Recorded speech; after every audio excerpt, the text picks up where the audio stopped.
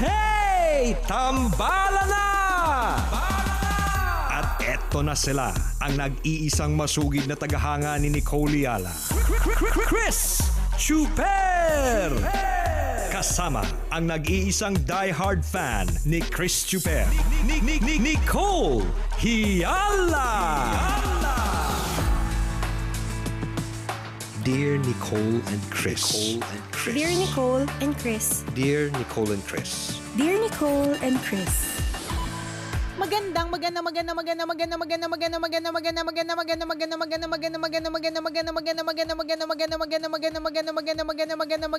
morning, Luzon, Visayas at Mindanao, Metro and Mega Manila. Hi, partner. Hi partner, pasensya ka na, medyo naamoy mo ba yung ano? Kakagali ko na sa CR eh.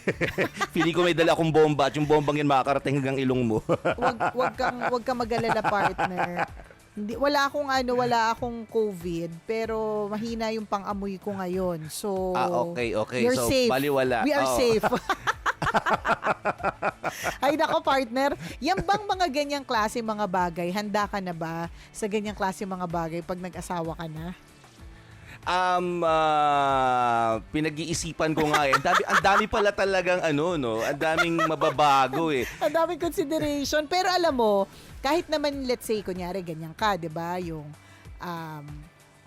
hindi na ikaw. Kunyari, ibang tao, let's say, nung binata pa sila, makalat sila sa gamit. Yung brief nila kung saan-saan lang, yung t-shirt nila kung saan-saan lang, umutot-utot sila kahit kailan nila gusto, 'di ba? Didighay sila ng walang pakundangan, 'di ba? Yung mga typical na ginagawa kapag komportable ka sa isang lugar, okay? Tama. So parang feeling ko kapag naging asawa ka na or mister, sa mga una talaga mag-a-adjust ka, pero eventually lalabas din ang tunay na kulay.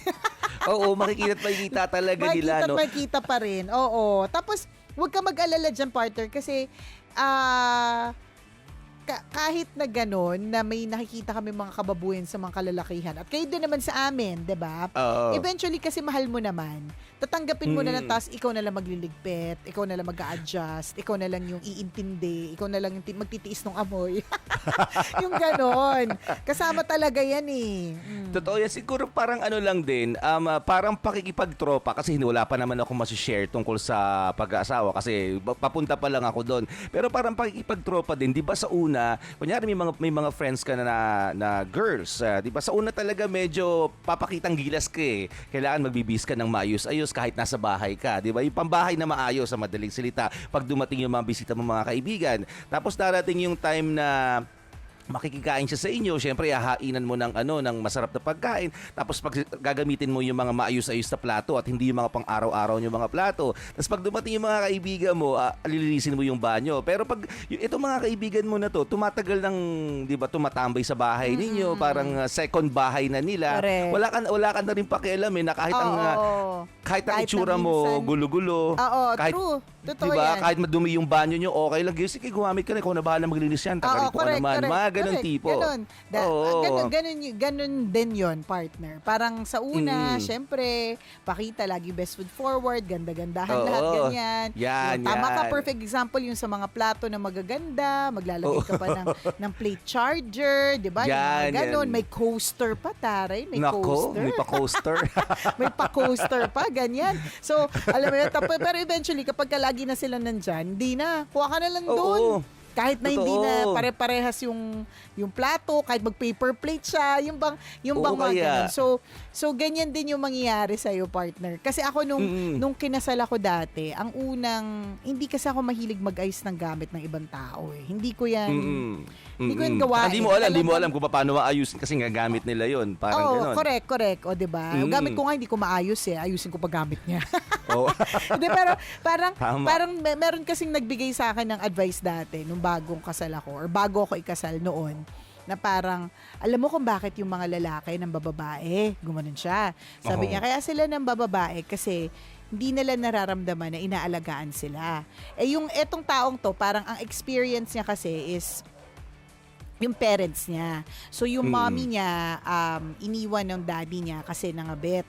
Tas ang rason nung lumaki na siya, ang binigay na rason sa kanya ng daddy niya is that hindi daw maasikaso yung mommy. Samantala daw yung kabit, as in mula pagising hanggang sa pagtulog, lahat ng pwedeng asikasuhin sa kanya ginagawa. Ipe-prepare yung ganito, ipe-prepare yung ganyan, mga ganun na mga eksena. Tapos yun yung sabi niya sa akin, parang advice niya sa akin bago ko ikasal. Sabi niya, kaya ikaw, kailangan ipakita mo talaga na pinaghahandaan mo siya, mga ganun, maasikaso ka, ganun. Sabi ko, hala, kahit hindi naalarma ka ba? Oh, medyo, kasi hindi naman ako ganun. So, kasi hindi ikaw yun, alam mo sa sarili mong, oh shucks, hindi ako to. Correct, ganun ba diba? talaga dapat? Teka nga, mga ganun. So, syempre, on the first, parang trinay ko din naman, partner. So, bago siya maligo, ipe-prepare ko na isusuot niya. Mga ganyan. So, yun na, mga ganon. Tapos, eventually, alam mo, to make the long story short, nung una sinusuot niya naman, kasi siguro nahiya din siya sa akin na pinipili ko yung mga pinipili. Diba? Nagpipili ako ng mga hindi niya pinipili. Pero eventually, alam mo, partner, nag-adjust kami sa wag ko nang pakalamanan yung mga susuot niya kasi total naman kahit naman maglabas ako ng iba't ibang kulay ng damit, ang pipiliin niya pa rin yung same old black shirt. Yun pa din. Kahit bilan ko siya ng bagong tawag doon, pantalon, ang pipiliin niya pa rin yung pinaka-komportable niyang shorts na parang ang asim na. 'Di ba? Yung bang mga ganun. So parang sa una talaga magta-try kang yung you do your part, ganyan, to adjust. But then eventually lalabas din yung tunay na kulay na tsaka kayong dalawa mag-a-adjust na din kayo sa isa't isa. Ganun. Tama. Tsaka yung sa una lang siya nakaka-nervyos. Yan, tama. Kasi ang tawag doon nangangapain, nag-a-adjust, tama yun. Kumbaga dinidiscover nyo kasi yung ugali ng isa't isa. So sa una, talagang parang siguro given siya na kailangan pakitang gilas ka, yung matutulog ka, magtututubrush ka muna bago matulog, samantalang ang totoo, hindi ka naman talaga nagtututubrush bago matulog. Tapos pagka yung tipong kailangan mabango ka palagi, nakaayos ka pa rin, siguro mga first few weeks, kailangan presentable ka pa rin. Pero pag tagal-tagal talaga ng panahon, kahit anong itsura mo, kahit anong baho mo, okay lang, wala nang pakialam. Yung tipong nagbababuyan na nga kayo minsan, inuututan mo siya sa mukha niya, di ba, habang natutulog siya, paamoy mo yung paa mong mabaho, mga ganun. Mga ganun tipo, kasi hindi na kayo nahihiya. Kasi nga, lumilipas na nakapag-adjust na kayo, nagkakasanayan na kayo ng ugali, nagkaka-discover na kayo ng mga kababuyan nyo, di ba, ng kahinaan nyo. Pero sa first few weeks, feeling ko talaga kailangan best foot forward pa rin. Kailangan pakita mo nagluluto ka kahit di ka naman talaga nagluluto. Pero hindi kinaya ng sistema mo eh. Alam mo sa sarili mong hindi ka naman talaga nagluluto. So hindi mo na pinilit, 'di ba? Nakahanap ka ng ibang alternative Ako yung pagluluto yan, hindi ko yung pinilit. Nung una, pinilit. 'Di ba hindi kinaya? Pero hindi ko kinaya kasi eventually nga lalabas din eh. Naniniwala kasi ako na ang isang tao hindi siya truly mag-change ng sobra. Mag-a-adjust lang siya. Kumbaga yun na yun siya eh. Parang kung what you see, alam mo yun, parang of course yes, people change, pero hindi sila yung mag-change ng 360 degrees. Palagay ko, dadating yung panahon na babalik at babalik pa rin sa nakagawian, parang ganun, 'di ba? Pero of course, bongga kung talaga nakakapagbago, di okay. Pero yung talagang sobrang magiging bago, hindi eh. Parang feeling ko, naniniwala ako na nag-a-adjust na lang sa sitwasyon. Parang tama. Tapos ako partner, ewan ko lang kung di lang nagsasalita yung asawa ko ha. Pero kasi naniniwala talaga ako na hindi basehan ng pagiging isang mabuting misis yung magaling ka magluto. Palibasa kasi, hindi ako marunong magluto at ayos naman kami mag-asawa. Hindi ko nga alam kung hindi niya lang sinasabi sa akin or whatever, or tinanggap na lang din niya yung ganun. Kasi hindi ko naman naririnig sa kanya ever yung buti pa si ganto, no? Ang galing magluto, or buti pa siya. Yung mga ganun, hindi eh. Mas naririnig ko pa sa anak ko yun eh. Parang, Mom, you don't even cook for us. Ganyan. Pero kumbaga sa asawa ko, parang hindi. Kasi siguro nga, we have learned to adjust to each other. Nakapag-adjust na kami sa ganyang klaseng setup. Natanggap niyo na yung hindi nyo kayang gawin at kaya nyong gawin. At kayang gawin. At dahil dyan, parang mas tanggap namin na bibili kami sa labas. Mas bonding moment namin yung pipili kami ng kakainin. Yung bang mga ganon, yung magda-drive-thru, parang ganon. Kasi nga, we have learned to adjust to that fact na nung una trinay ko magluto pero hindi talaga eh. Hindi ko talaga kinaya eh. 'Di ba? Kasi mas lalo, parang feeling mo lalo ka napapahiya. True. Yung pinipilit mo masarap yung ginawa mong pancake pero hindi talaga. Yun na nga, 'di ba? Kaysa ma-hurt na lang ako sa mga sa mga bagay-bagay. 'Di ba? Dami ko tuloy naiisip ngayon. Totoo 'yun, ang parang ang daming magkakaroon ng ang dami kong adjustment na gagawin, ang daming babaguhin. Minsan nga nag-joke ako sa sa girlfriend ko, sabi ko kasi yung apartment namin sa Makati, madaming ipis doon, madaming daga doon, tapos walang tubig, sabi kong ganyan. Willing ka bang tumira doon? Isip siya na matagal bago siya sumagot na parang may mga pets kasi kami doon, mga daga at ipis. Sabi ko, yung nung isang gabi nahuli namin 20 daga. Isang gabi pa lang yun, ha. Oh my gosh. Sabi ko, willing ka bang tumira sa ganung klase ng bahay? nang isang gabi 20 daga yung mahuhuli mo. Ang dami, basurahan pala yung tirahan. Yung mga ganun tipo. So, ayun, feeling ko maghahanap ako ng bahay kasi hindi ko naman siya pwedeng patirahin kung saan apartment ako nakatira. Doon sa Mandaluyong naman, pag ako kasi lagi ako may entourage pag lumilipat ako, hindi pwedeng ako lang. So nandyan yung dalawa kong anak, tapos marami pa akong kasama, may 3 akong pinsan na lagi nakadikit sa akin, yung mga ganun tipo, at hindi sila nawawala sa tabi ko.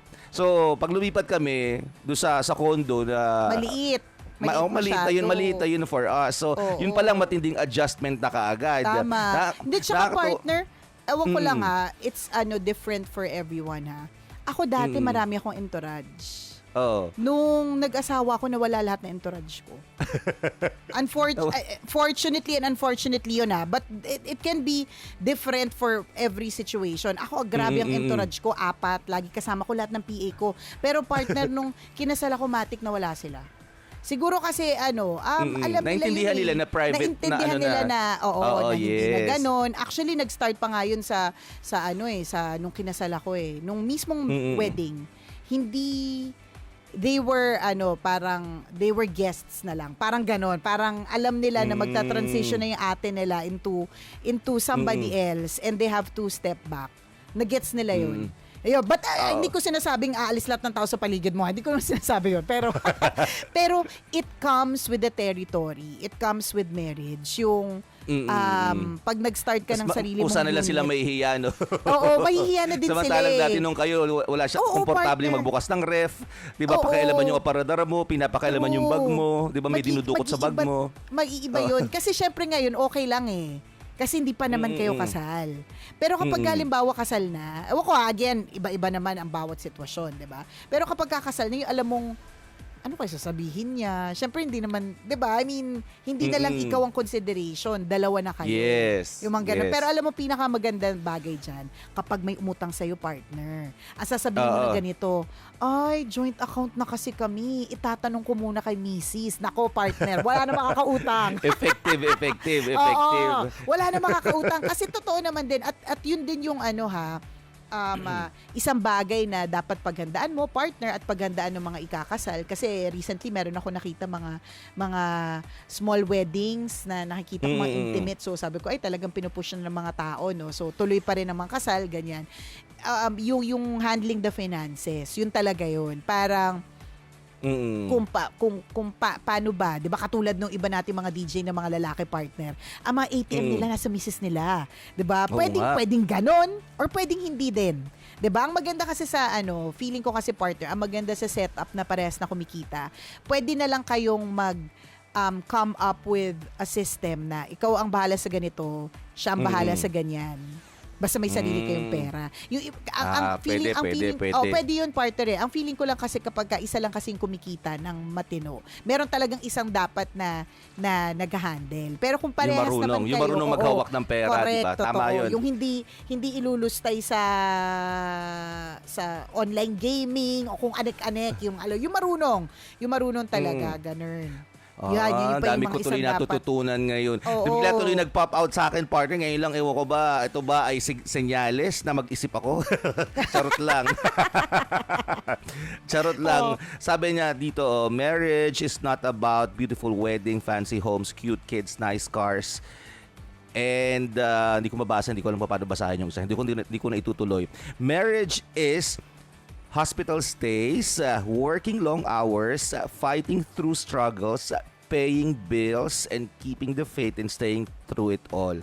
So, oo Good nga, luck.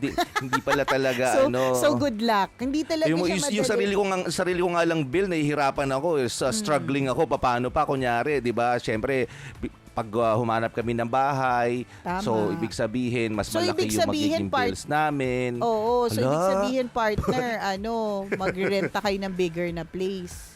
Saan ba siya Oo. nakatira ngayon? With the parents o independent? With ospital. with her family. Pero mas matagal siya sa hospital. Oo. So with the parents pa din, with the family pa din. Oo, family. Naku, family, adjustment. Oo Bonggang-bongga. nga. Si Ano ating ba naman, yan? hindi naman 22. Oh. So ilang years old na din na nakatira sa magulang. Good luck, partner. Pero ang Oo maganda nga. dyan, it's exciting. Yun na lang, Yes. discovering is very exciting. Yun na lang. Yun tsaka pag love na love mo naman nyo naman ng isa't isa, talagang you will find ways to adjust to each other. Yun, Tama. diba? Napakadaming tips na natutunan natin ngayon. So kung kayo medyo nag-iisip, pag-isipan nyo mabuti. Kasi mahirap talaga pag nandun ka na, Pwede tapos mag-back magba-back out, mahirap na, di ba? So ngayon pala, pag-isipan nyo na po, di ba? Oo, madami Good mga luck sa mga bagay. magpapakasal. Alam mo, madami mga bagay na minsan nilulunok na lang. Hindi mo na lang palalakihin kasi kesa lumaki, yung mga akong one thing na natutunan ko talaga sa marriage namin, it doesn't matter who says sorry first. It doesn't matter who's at fault. Basta yung piliin mo na lang na maging okay na kayo, ayos na yun. Kasi in the end naman, nakakairata kayo, nasa isang bahay kayo, nagdadabugan kayo, di ba? So ikaw na lang, kung ikaw naman yung medyo, be the bigger person. Ako lagi yun eh. Ako lagi yung bigger person. Ako na lang. Sige na. Ako na may kasalanan. Ako na ako na lahat. Ganyan. Sige, intindihin ko na lang. Sige. Ganyan. Ako naman, siguro nakita ko sa sarili ko na since bata pa lang ako, tawag dito, independent na ako. So, kumbaga, na high school ako, college ako, tumira na ako sa napakaraming bahay at napakarami na ng taong napakisamahan ko. And so far, kung babalikan ko, wala naman ako nakaaway sa lahat ng mga nakasama ko. Yung mga roommates ko, halimbawa, nung college, na dalawa kami sa isang kwarto. Tapos never naman kami nag-away. Kumbaga, so nakikita ko na, feeling ko, hindi naman mangyayari na Makakapag-adjust. nakapag-adjust na ako, natutunan ko ng manghilatis ng tao at marunong ako tumanggap ng pagkakamali or kung ano mang hindi maganda sa isang tao. So feeling ko kakayanin ko naman to. Go, go, go! Good luck Go, go, sa lahat go! ng mga balak mag-asawa soon. Yes, true. It's exciting, nakakatakot at the same time. Kaya nga dapat lagi nating sinasabi, pinaghahandaan po yung ganyang bagay. Hindi po yan yung parang in love ka tapos go na. Hindi, ang daming factors to consider na lalo na pag may kids na. Anyways, maraming salamat sa lahat ng mga mag-asawa na nakatutok sa atin ngayong umagang ito at yung mga nag-aantabay ng kwento ng Mahiwagang Burnay. Susunod na po yan, mga kabisyo. Okidoki. Muli ako po si Nicole Leala. At ako naman, si Cambio King Chris Chuper. Na nagpapaalala, una magdasal ka para mabuhay ka. Pangalawa, mag-face mask ka para mabuhay naman ang iba. Yun. Always your number one. SM Radio Station.